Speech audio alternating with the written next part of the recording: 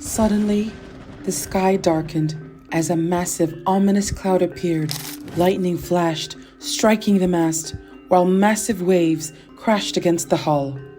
Today we're diving into one of Indonesia's most famous folklore stories, the legend of Malin Kundang, and we're going to discover how his arrogance and betrayal unleashed his mother's wrath and turned him into stone.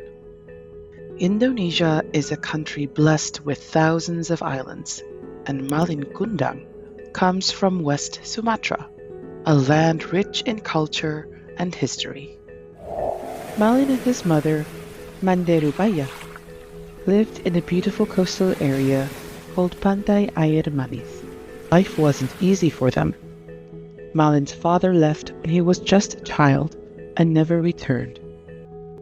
And to make ends meet, Manderubaya sold cakes, while Malin, known for his cheeky and charming personality, loved to play with the rocks on the beach. And he grew into a kind-hearted teenager, skilled at fishing. One day, Malin saw a majestic ship arriving on the dock, and his eyes sparkled with dreams of adventure and a better life. He was fascinated by the scene, especially admiring the ship's captain, who seemed larger than life. Driven by ambition, Malin approached the captain, asking and even pleading to join the crew.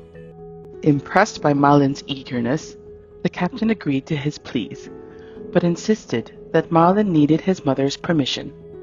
Malin smiled ear to ear hearing the captain's approval. Full of excitement, Malin ran home as fast as he could, and immediately he asked for his mother's blessing.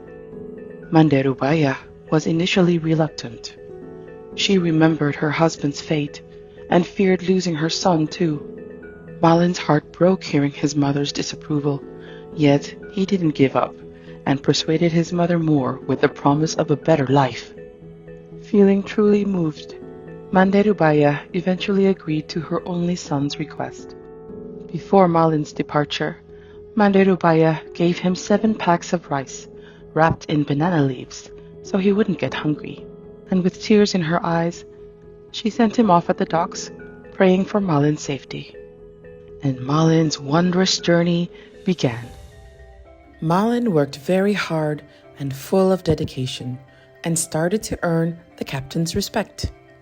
Soon enough, the ship's captain taught him how to sail, and Malin was trusted to do big trading by himself.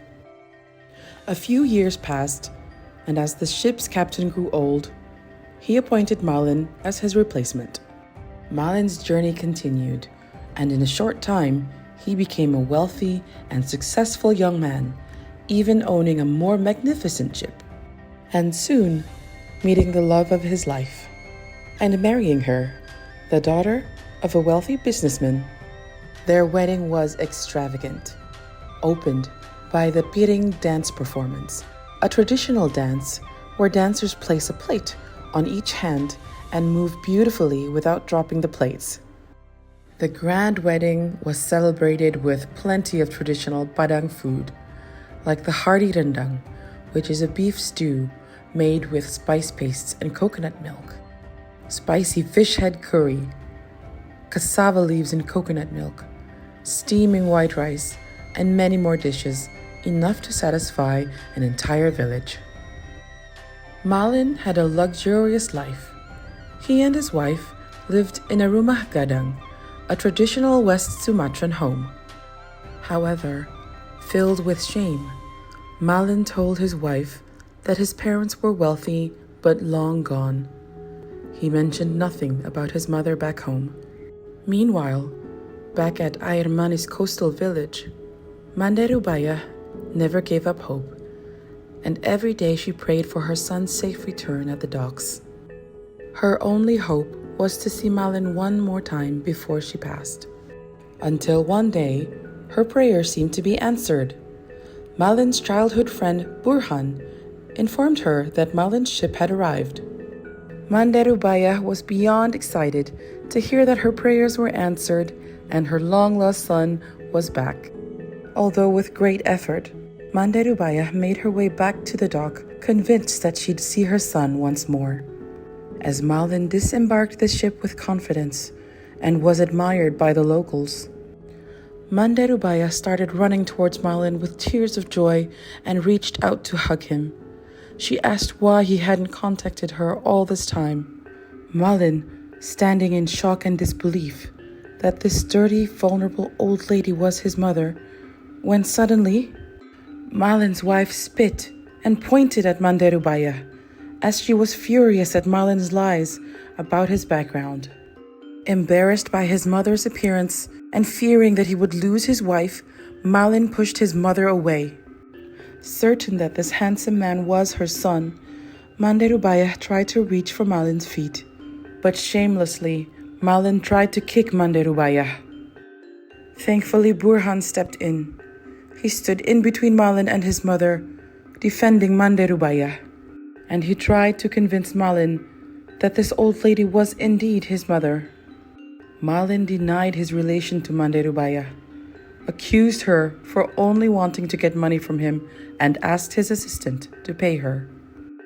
Devastated, Manderubaya refused the money, as she only wanted her son's acceptance.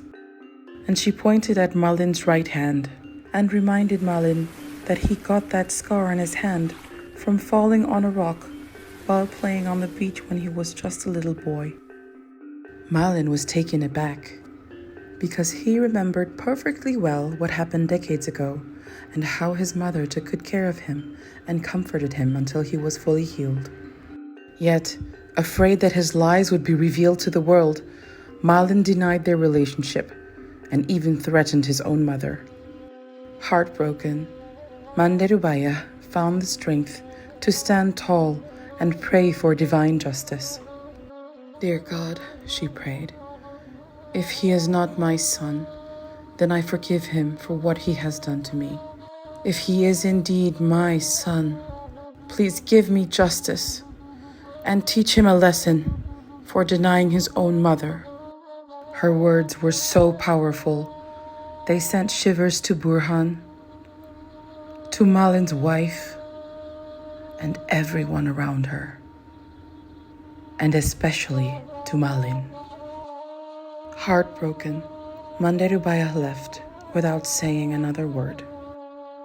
Malin went straight back to his ship, where he felt restless and guilty. Unconsciously, he mumbled the word, "Mother." In disbelief, his wife asked him if that old lady really was his mother and why he would have denied her. Suddenly, the sky darkened as a massive, ominous cloud appeared, crackling with thunder and lightning. Malin's ship had encountered a violent storm that seemed to keep chasing the ship. Lightning flashed, striking the mast, while massive waves crashed against the hull. Realizing it was divine retribution, Malin begged for his mother's forgiveness, but it was too late. The waves swallowed Malin's ship whole, tearing it apart piece by piece in a dramatic battle against nature's anger. Malin's ship was destroyed by the waves. He lost everything and everyone on the ship. But Malin himself was washed ashore. He continued begging for his mother's forgiveness. Yet it was too late. His body slowly turning into stone. Today, visitors to Pantai Air Manis in West Sumatra can see the stone figure of Malin Kundang crouched in the sand and the remains of his ship. A humble reminder of this powerful tale and how we should avoid being greedy and betraying those who love us. May it also remind us of the importance of humility, gratitude, and accepting our true selves. Let's continue to travel the world with Travel Through Tales.